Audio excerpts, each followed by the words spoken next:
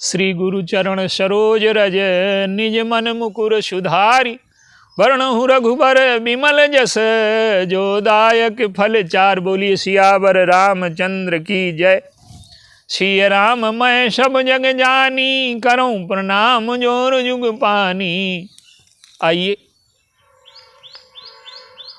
आज जीवन में एक भीषण विटंबना है कि मंदिर और विद्यालय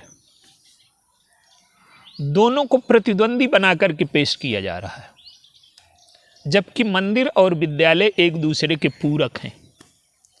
हम दोनों में किसका चुनाव करें, प्रश्न ये नहीं है, हमें दोनों चुनने हैं। आइए इस पर थोड़ा सा विचार करते हैं। मनुष्य के जीवन में शिक्षा की बड़ी आवश्यकता है।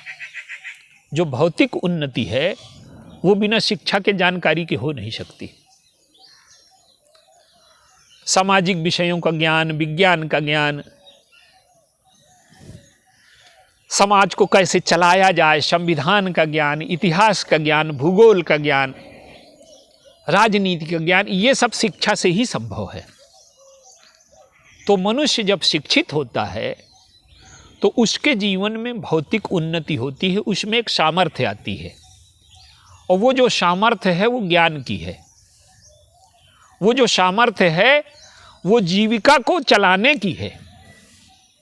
वो जो सामर्थ्य है वो जीवन को संघर्षशील बना करके साधन इकट्ठा करने की है। तो शिक्षा की आवश्यकता से कोई नकार नहीं सकता।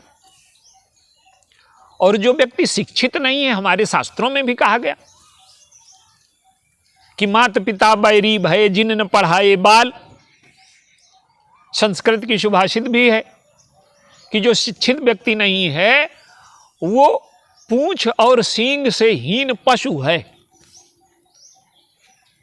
तो शिक्षा का बड़ा मूल्य है, और शिक्षा ने काफी हद तक जीवन में बराबरी की सृष्टि की है। लेकिन मंदिर क्या है? शिक्षा तो भोजन जैसे है। जैसे भोजन है, भोजन के अभाव में हमारी मृत्यु हो जाएगी। हमारे भूख की पूर्ति कैसी होगी? तो शिक्षा से हमें भोजन, मकान, वस्त्र, सुविधाएं, साधन, ये सब शिक्षित होने से ही हम ज़्यादा आसानी से उपलब्ध कर सकते हैं। उपलब्ध तो एक श्रम वाला व्यक्ति भी कर लेता है, लेकिन उसके जीवन में उतनी आसानी से वो चीज़ें नहीं इकट्ठी होती। तो शिक्षा व्यक्ति का बौद्धिक विकास है। शिक्षा व्यक्ति के भावनाओं पर नियंत्रण करने की शक्ति लाती है। लेकिन मंदिर का क्या स्थान है जीवन में? मंदिर एक प्रकार की औषधि है। शिक्षा है भौतिक प्रगति और मंदिर है आत्मिक उन्नति। जैसे भोजन का एक स्थान है जीवन में, भोजन के बिना हम जीवित नहीं रह सकते, लेकिन औषधि का कोई स्थान है जीवन में कि नहीं? जब हम बीमार हो जाते हैं तो हमें जीवित रहने के लिए औषधि की आवश्यकता पड़ती है। अगर औषधि न मिले तो भी हम मर जाएंगे। जैसे भोजन न मिलने से मर जाएंगे, वैसे औषधि के न मिलने से हम मर जाएंगे। तो जब हमारे अंतःकरण में रोग होता है तो हमारे आंतरिक दोषों और रोगों का विनाश मंदिर में जाकर के होता है। अब दोष देखिए, दोष तो बुद्धि में भी हो सकते हैं। बौद्धिक विकास है शिक्षा और आत्मिक विकास है मंदिर। तो जो हमारे जीवन में काम है, क्रोध है, लोभ है, मोह है, अहंकार है। हमारे यहाँ जातिवाद की बहुत बड़ी समस्या रही, और आज राजनीति ने शिक्षा और धर्म को प्रतिद्वंदी बना करके खड़ा कर दिया। तो धर्म व्यक्ति के अंदर कैसे उसका परिष्कार हो, उसके आंतरिक रोगों का विनाश कैसे हो? अब आप देखिए, आज संविधान लागू है, व्यक्ति शिक्षित हो गया है और समाज भी सजग हो गया है, तो जो जातिगत विषमता थी वो मिट गई काफी हद तक। अब जातिगत विषमता नहीं, सब लोग एक साथ भोजन करते हैं, उठते हैं, बैठते हैं, लेकिन जो अपने को श्रेष्ठ मानने का अहंकार था जातियों में, कुछ जातियां अपने को श्रेष्ठ मानती थीं, कुछ अपने को निकृष्ट मानती थीं, तो घृणा, द्वेष और अहंकार का संघर्ष था ये। आज क्या है कि आज संविधान ने सबको बराबरी का पद दे दिया, लेकिन अंदर का जो विकार है वो चला गया क्या? जाति की विषमता बाहर से भले न दिखाई दे, अभी भी समाज में है।